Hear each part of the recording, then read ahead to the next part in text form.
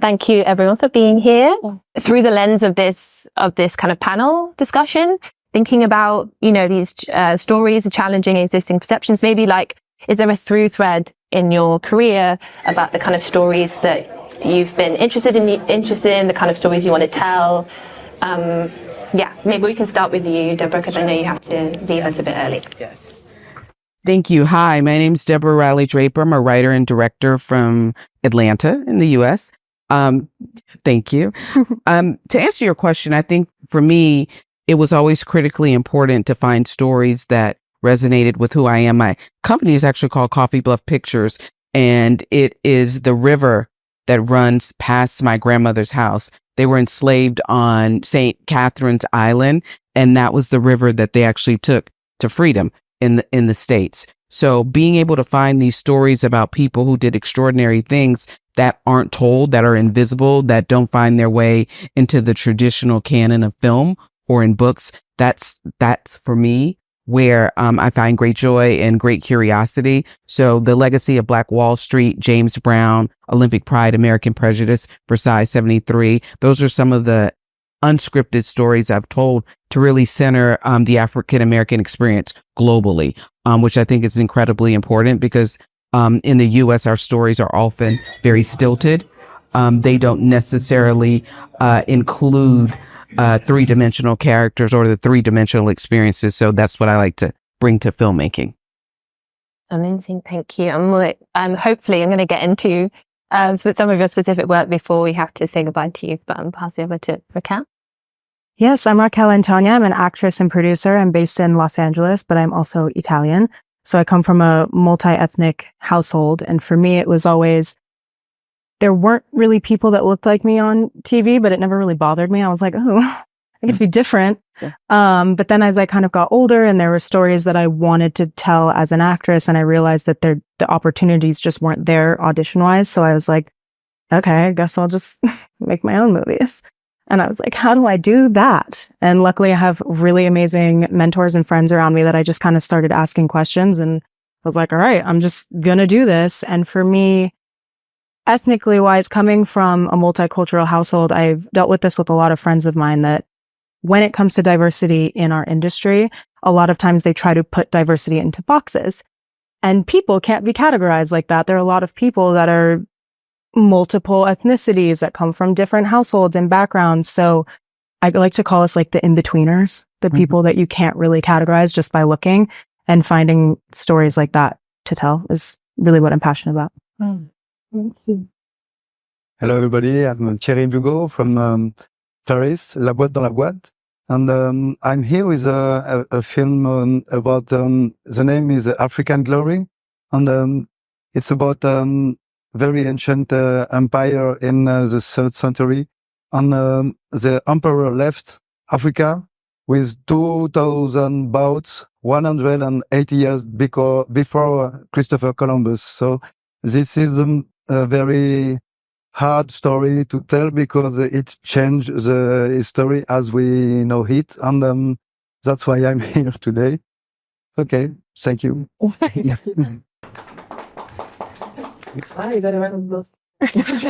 No, it's a great story that he's telling. It changes history. So, my name's Frederick. I'm a writer, director, producer, photographer, etc. So my love of of making documentaries is centered on the fact that as I was growing up, I was frustrated with the fact that I just didn't hear stories that about Black people that were inspirational, and I grew up around a lot of inspirational people and knew a lot of inspirational people and were inspired by a lot of inspirational people, and that was throughout the diaspora, and through circumstance and a little bit of luck and a lot of hard work. I ended up telling stories. My first film was called Black is the New Black, which was about Black British success. I hadn't heard anyone talk about what British success looked like that wasn't from the indigenous population. and decided that I wanted to go and tell that story. And I got 55 contributors to tell that story. Mm-hmm. Yeah. We'll continue. Yeah, amazing. Thank you. Donisha, I want to bring you into the room. If you could tell us a bit about your background and like what's been the driving force for you in terms of the kind of stories that you want to tell or put out into the world. Sure. Can you hear me well? Yes. Perfect. All right. I grew up in Jamaica, but I also grew up on a tour bus, traveling with my mom and Siggy Marley and the Melody Makers. So I kind of saw how music had the capacity to make great impact in uniting people across various worlds through the socio-political theme. So I grew up always being kind of conscious of the world that we are in and the dynamics, but also the impact that human beings can have. And I always wanted to try to find a way to create space, starting as an actress, but I evolved into the world of film simply because we need to find more diverse ways of telling stories. So moving beyond entertainment and really looking at how we can use film as an art for decolonial impact is kind of what has inspired a lot of my storytelling. Thank you. There seems to be a lot of resonance, I think, across the speakers. It's that idea of it's a need. It's almost like you don't have a choice because there's a space and that's not being filled.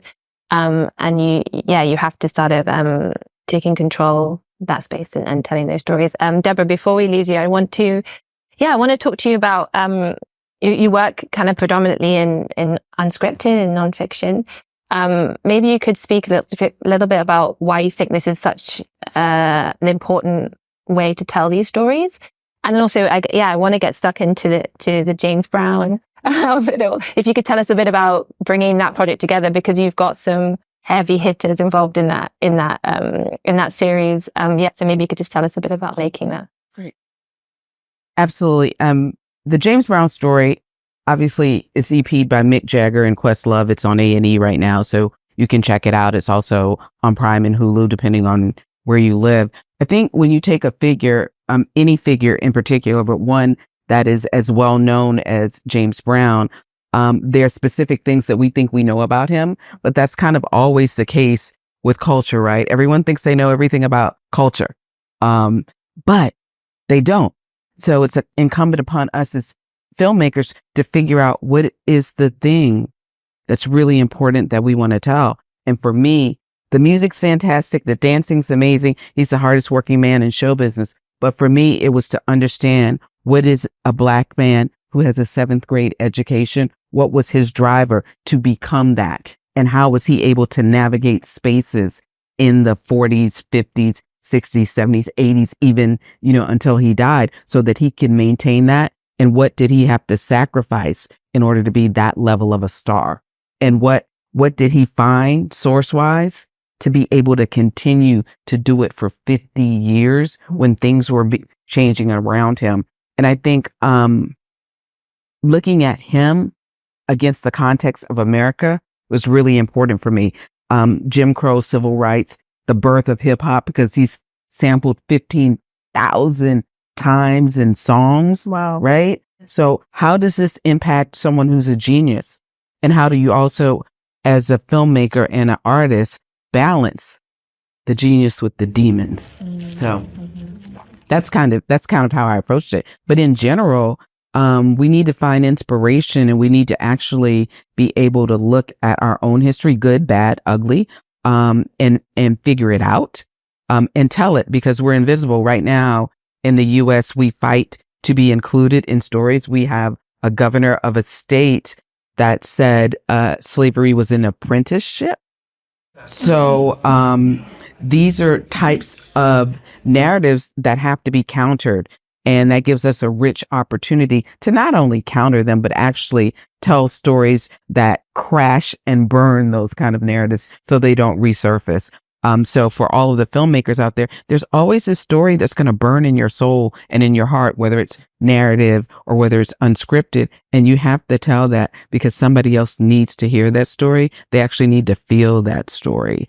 And usually if I need to feel it, somebody else probably needs to feel it too. Mm-hmm. And if I need to hear it, and that's kind of what I base it on, if I'm excited about it, I'm sure at least one other person might be excited about it. And that's how I go about, telling my stories, but they're always centered on Black folks. That's where I roll. That's where I want to be, because I think there are not enough stories that really dig in and really extract the lived experience in a way that's powerful and in a way that becomes a blueprint for other people.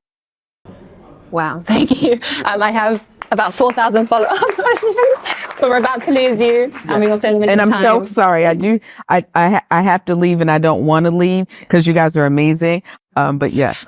Two things that hopefully maybe you can, well, one of them is slightly bigger than the other. I wonder, if there's maybe, because I'm sure you looked through a lot of archive for this work. Was there any kind of fact or piece of footage or kind of really surprising thing that you found in that journey uncovering his life? And then also, I guess, just a bigger one, kind of jumping off what you were saying. What are the challenges behind trying to get these stories heard? Because I mean, there's a reason why they haven't been heard for a long time. People have kept them out. We've been actively kept out of this industry. So what are the challenges you found trying to put people back in the conversation? And what advice, I guess, would you give to people who have these stories that are really trying to get them made and then perhaps not being given the opportunity to? I think the first challenge is always money, right? With James Brown, that was network. So that was 4 episodes for network. So I didn't have to worry about money. But on Olympic Pride, American Prejudice, the story of 18 African Americans who defied Hitler and Jim Crow, I had to worry about finance. I had to worry about who wanted me to tell a story about 18 Black athletes that got on a boat to Nazi Germany and their names weren't Jesse Owens, right? So that becomes a bigger challenge. That becomes, wow, I need to find interesting people. So it wasn't traditional financing. We literally cast a wide net to find any doctor, lawyer, dentist, cupcake maker, anyone who wanted to invest in this film, because you have to be creative with your financing. It's not always going to be a streamer is going to actually finance it. Sometimes it's going to be the person who lives down the street that doesn't even know they want to be a producer yet. They don't even know they want to be an investor until you present the story in a compelling way and they become attached to it. Legacy of Black Wall Street, Black millionaires murdered 100 years ago. That wasn't a story that anyone learned in school. So I wanted to be sure that story was told, because it's an incredible story. You got this 10-block radius of Tulsa, Oklahoma, with the most powerful African Americans in the country in 1921. They get to exist for about 7 or 8 years before they're massacred in their own homes and it's burned to the ground. So that particular story is really powerful, not from the standpoint of all the trauma, which there was a lot, but from the standpoint of they found freedom for a little while and they were able to find community and build something incredible that we can all learn from what they did, how they were able to come together and make their dollar last in their community 10 times. That's kind of my angle into the story. So I thought that was phenomenal. The archives are incredible because we never get to see them, right? Where are our archives is always the question. We don't know because we've been moved around so much that our archives never quite get to follow us. So whenever I get a chance to see archives of people of color, I'm like a little kid. It's like Candace, like, oh my God, look at this footage. And there were filmmakers in 1921, African American filmmakers. Oscar Micheaux, Sir Solomon Jones. There were many of them. And he wasn't the only one. There was a whole community of filmmakers in the 1920s and 30s. Most of the footage is lost, but some of it is still there. And those become tools for us to see how they distributed, right? To see they had, what we would consider, basic cameras, and they made beautiful things with basic cameras with talented actors and actresses. So they were able to do that. That means we have iPhones. We can make anything if they were able to make films back then. So that's kind of what I learned looking at the archives, because there was footage and there were photos and I was like, who the hell made this? This is like 100 years old. But it existed and I had no idea, which is why we have to exist, because no one knows, right? Until we show them. So thank you. Thank you. Okay, thank you. Thank you guys. So sorry. There you go. I'm actually going to jump to Simon, because I think a lot of what Deborah is saying resonates with some of the work that you're doing. Because in a way, I guess you're creating archive by we're creating these portraits of black, black success, like you said. So you've got Black is the New Black, but also They've Got to Have Us. Maybe you could talk a bit about creating these works and what was the kind of curation behind the people you wanted to get involved in those projects, and what was the kind of motivation and the experience of making them? The motivation was, I think I picked on this yesterday, but the motivation was the fact that black art is always seen as being a minority art form and white art is universal. And I was just like, that's rubbish. Yeah. You know, it's like art is the highest form of intellect that we have as human beings. But also, you know, it's like I first met Spike Lee in 2001 when I was sent to photograph him. And, you know, we remained in contact ever since. But I also knew that when I was sent on that shoot to meet Spike, that they told me he was an angry little black man.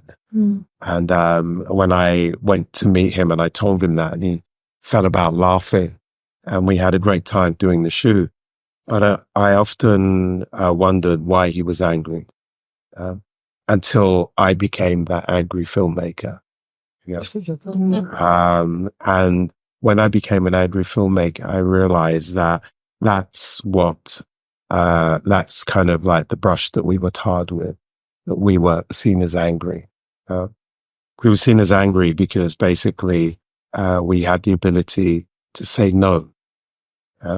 And when you say no to people who are telling you that you should be grateful for the opportunity, then that becomes something else. So They've Got to Have Us was an ambitious project because firstly, it was me saying to the BBC that I could actually go out and get the 55 to 60 A-list contributors that we had in the show, and they didn't believe that was possible.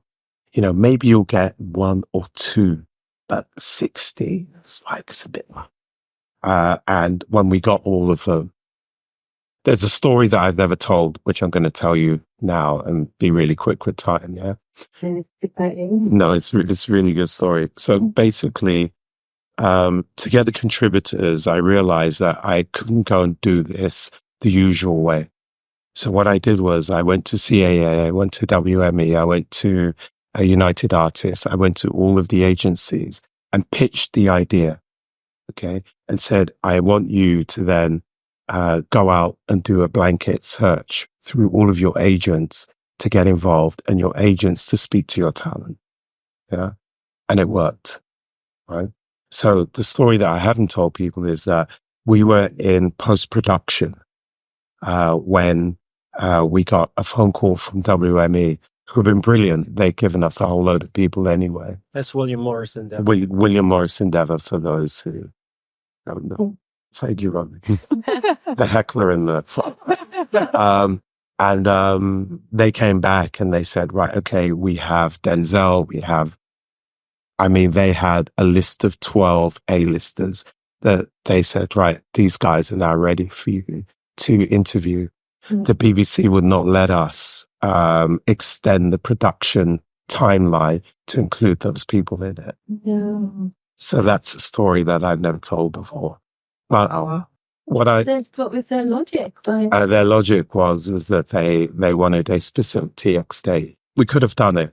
We built it into the production schedule. We could have done it, but that's another story. But in terms of They've Got to Have Us, I'm particularly proud of that show because everybody in it, from Whoopi Goldberg to Lawrence Fishburne to John Boyega, and everyone in the middle of that, are extremely proud of the show. But what I am, proud of in particular is the amount of filmmakers of a new generation who have said that by watching that show, they've been inspired to join the industry. And that's really something that I'm genuinely very proud of. Oh, last thing I'm proud of is that they've got to have us as part of the curriculum in the United States. They actually teach it in high schools and universities. Wow. Yeah. Amazing. Yeah, and I mean, this is why this work needs to be made. People seeing themselves and seeing what's possible on screen can change everything. So, congratulations on that work. Thierry, I want to move to your film. Maybe you could tell us a little bit more about African Glory. How did you hear about this story? What's been your journey with creating it? Oh, it was a very long way. I made the Manding Empire when I was shooting for a documentary in the north of Mali with Arabian nomads who live in Sahara and make a very long caravan of 1,500 kilometers to go search the site. The name is Azalai. And living with those amazing people in a kind of asceticism, I met very, very interesting other people who told me about Manding Empire and the great kings, the great emperors like Sundiata Keita and Mansa Musa. I think a lot of people know him, and I wanted to tell this story. Other cineasts, great cineasts, African cineasts, tell this story. The story of Sundiata Keita is very well known now. Mansa Musa also. And I wanted to make a kind of Buena Vista social club with a great artists from Manding like Salif Keita, Youssou N'Dour, and Cheikh Tidiane Seck. When I met Cheikh Tidiane Seck, he's an amazing artist. He used to play with Carlos Santana. He played with Jimi Hendrix. He's a very, very amazing Malian music producer. And he told me about the Abubakar Ida's story. You don't know this emperor who left Africa 180 years before Christopher Columbus. No, I don't know him. And I think from this moment, it became for me like a mission to tell this story. So he presented me great scientist about this story. And I learn, and I try to build the right production to tell this story, because we have very big obstacles, because it's a challenge European history. You know why? Because Christopher Columbus is the first. Because from the time of Christopher Columbus, there is a changement in area. It's the beginning of another area. So it changed European culture. If you attack this, it changes in America culture, because they don't want.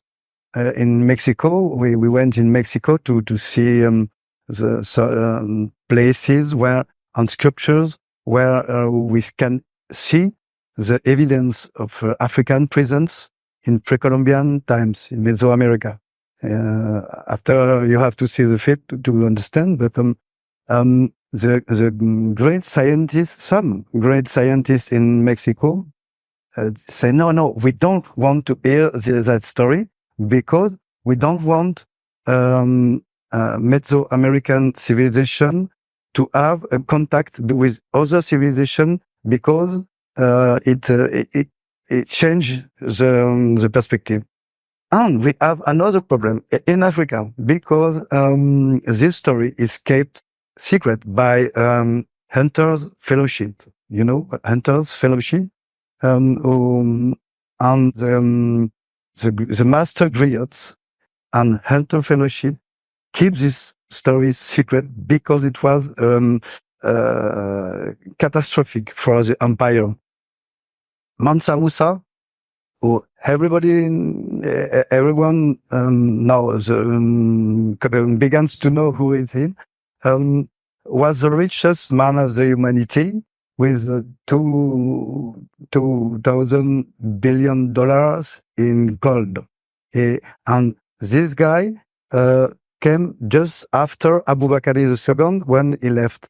And so when the emperor left Africa, he left with a lot of gold, with erudites, with scientists, with 2,000 boats full of this, and he never came back. So it is like a shame. And griots, master griots, and Hunters Fellowship decided to keep this in secret, like a shame. So we had to obtain the authorization from them to keep this, to give this story to the light, because we use what Abu Bakr says when he left Africa. He say, "I will never come back, but my name will return." So that's why I use. It was my argument from them on it's time now to for the name to return. Yeah. Wow. Amazing. And like Simon says, you're rewriting history, and that is scary, and disrupting history, and that's scary to people who rely on these narratives that have been built that on, as we say, on their truths, but missing out certain people from history. That's amazing. I'm going to go to Donisha. I wanted to talk to you because I know that your practice is very tied up in activism. So I just wanted to maybe you could speak about about that relationship between your practice and activism and social change. But I also wanted to ask you, this is 2 questions. I get all the questions in, about One Love and this story, it came out this year, I guess, in the UK. And people, I guess, re-engaging with your grandfather's story, but also maybe people discovering his legacy and his work for the first time, what that's kind of been like for you. So 2 different questions, but maybe you can answer them both. I think 2 different questions that are definitely tied within a lot of ways. And I started out acting in theater, 17 years old in Jamaica, on stage for 4 years straight, and I went to Howard University to train. And while at Howard, it's the first time I started to explore the dynamics between Black people. Because in America, we're all just seen as Black. Mm-hmm. But the reality is that this conversation about diversity and equity and inclusion and all of this kind of thing. Because for me, before I identify as Black, if I don't, I identify as Afro-Caribbean. And before that, I identify as a Rasta woman, which is from an indigenous culture. But nobody wants to hear all of that. They just want us to tick a box. And so for me, my work is focused on really creating the space to have these nuanced conversations that are so important to advance our critical insight into how it is that we demystify certain misconceptions, how it is that we decolonialize our own art and our own voice, and really chart a way forward for new models of coexistence to be. If we are taking all of this new money that is being put into Black films, but we're using the same models of filmmaking that they have used to oppress us. So what you find often is in the act of actually making a film, the experience becomes very traumatic. Right? I like to say, because we are still using the same things, we're still dealing with each other like that's not your role, that's not your responsibility, but we're creating art, not just from a commercial lens. You know, and I think that very often we lose sight of that. So myself as an artist, as an actress, evolving into writing and directing in order to control the narrative and producing both narrative and non-scripted content. I find it important to even go beyond the Bob Marley that people want to sit at. Bob Marley was a revolutionary. He wasn't just a singer and one of the most popular artists that you've ever heard. One Love was one of the most revolutionary statements that he has ever reiterated, because it was first said by Marcus Garvey. And if we know the legacy of Marcus Garvey, we know he wasn't talking about, let's just get together and feel all right. He was talking about African liberation.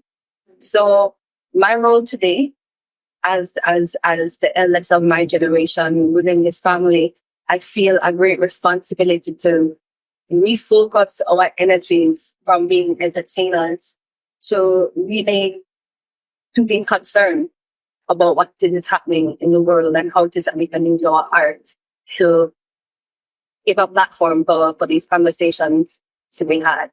But One Love was a great film. I'm not taking anything away from it.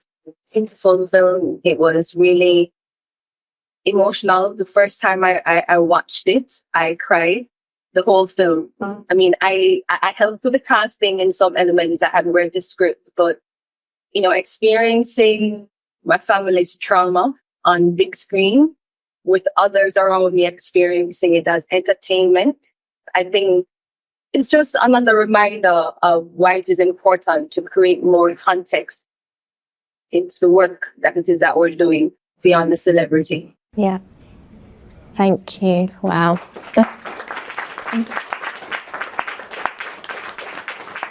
I'm aware of time, but I do want to come back to some of the things you said, Donisha, but I'm just going to pass over to Raquel.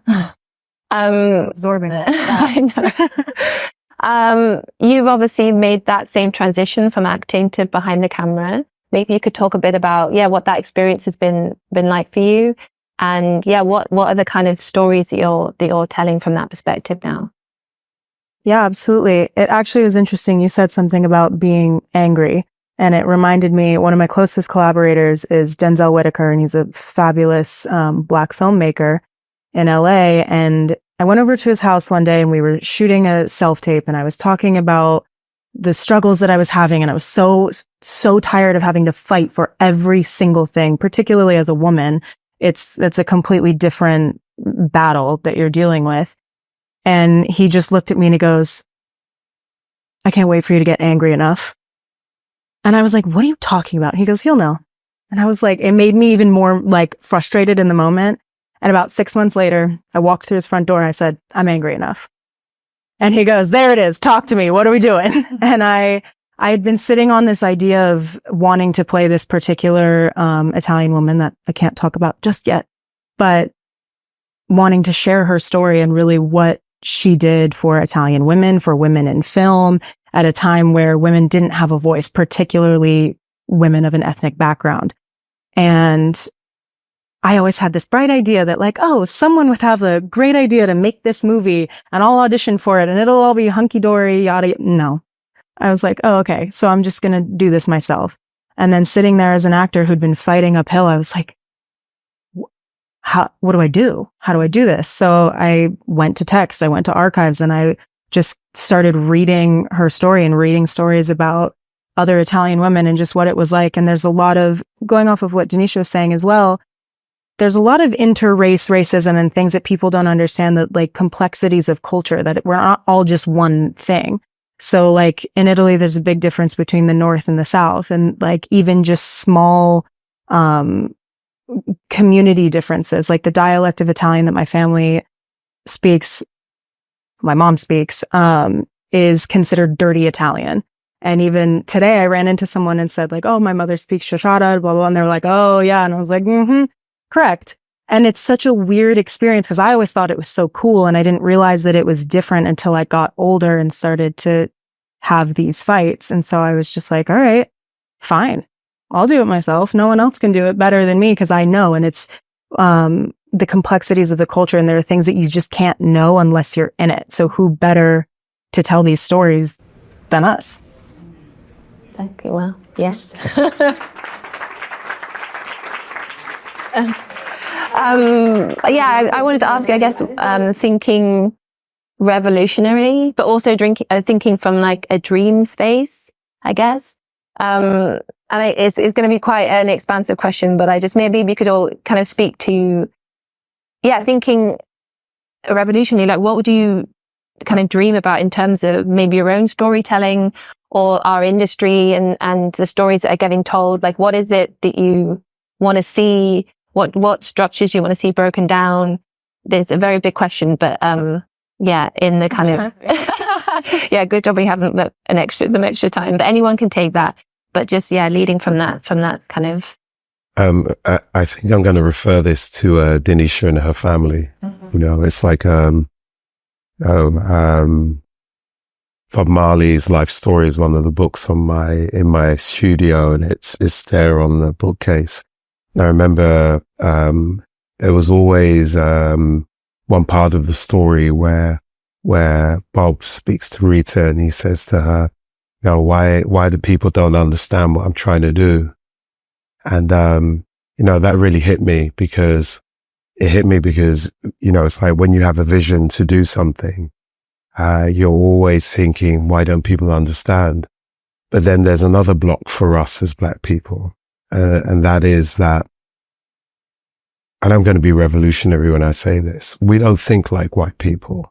We, Black people and white people we don't think the same way. We don't conceive of ideas in the same way.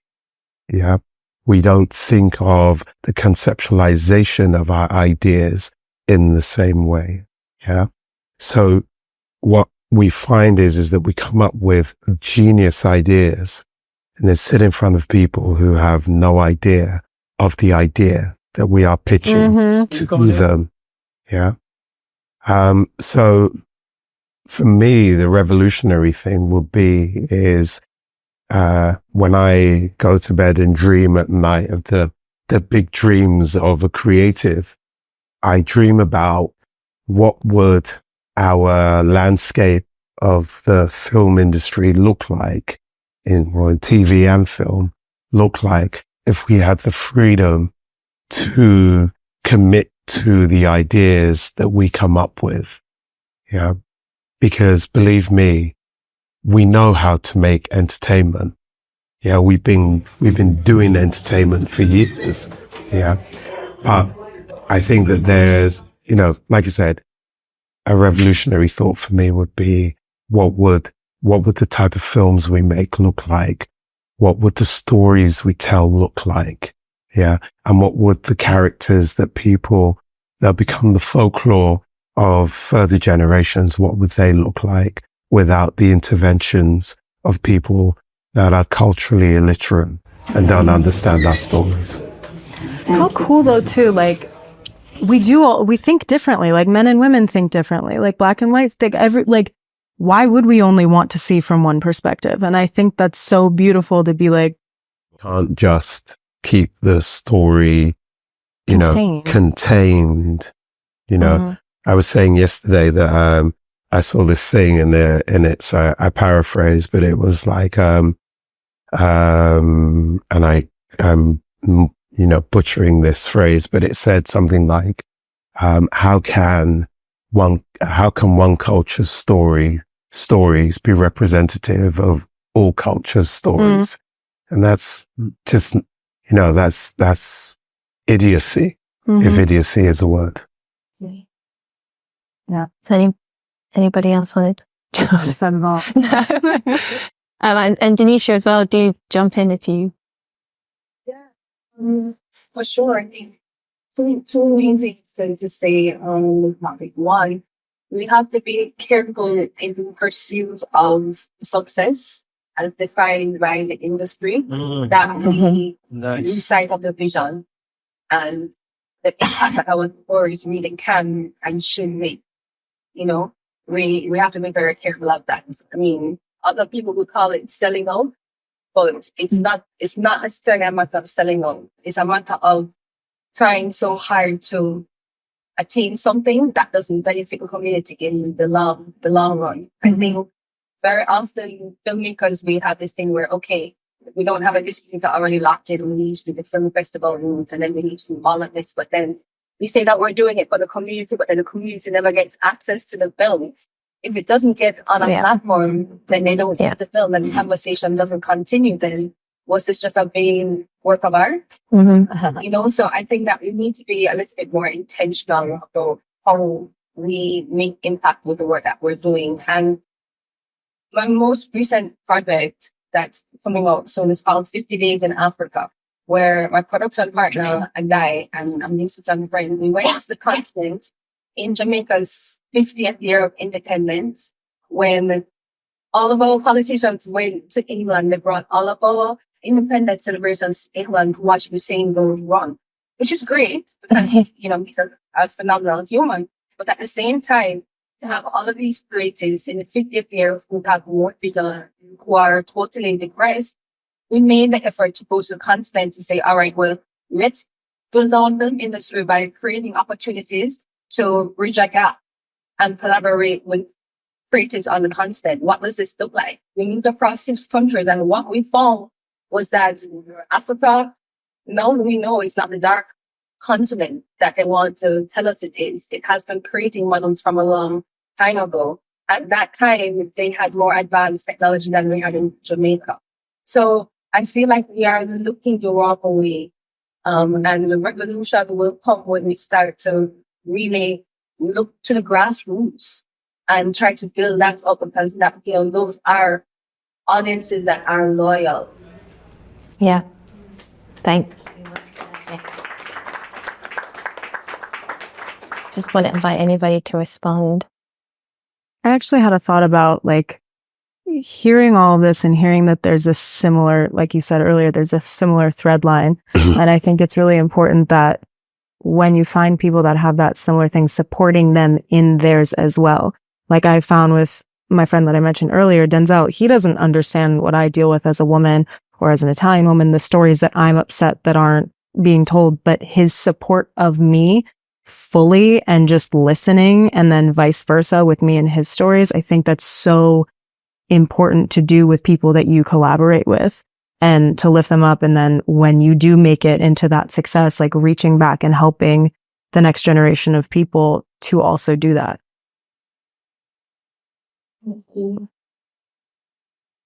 Okay. I saw you picking it up. Yeah. No, it's what Donisha said about selling out.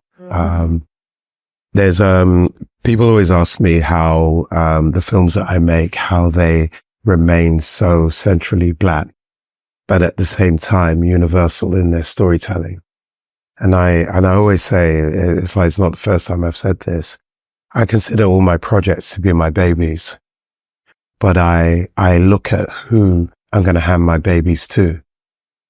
Yeah. I don't want no one dropping my baby. Yeah. So, if you're in the room and you come up with, you tell me something, it's a note, whatever it is. Yeah. And I think you're going to drop my baby, I ain't handing you the baby. So I don't abdicate my responsibility to ensure the vision of the project remains the vision that was set out. Now, that doesn't mean I'm not inflexible. I don't want to be inflexible. But what it means is that I think a lot of projects, to get the money, to receive the funding, to receive the accolades, we accept the things that people tell us, even if it's to the detriment of the project. I don't do that.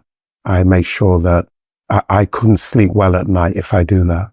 Yeah. Staying true to your values. Yeah, absolutely. I could sit in this conversation for a long time, but I'm aware there's one more session after. So I just want to say thank you so much to all of you for being here, for your insight, for your words, for your wisdom. And yeah, thank you Donisha online, and thank you everyone for being here in the space with us.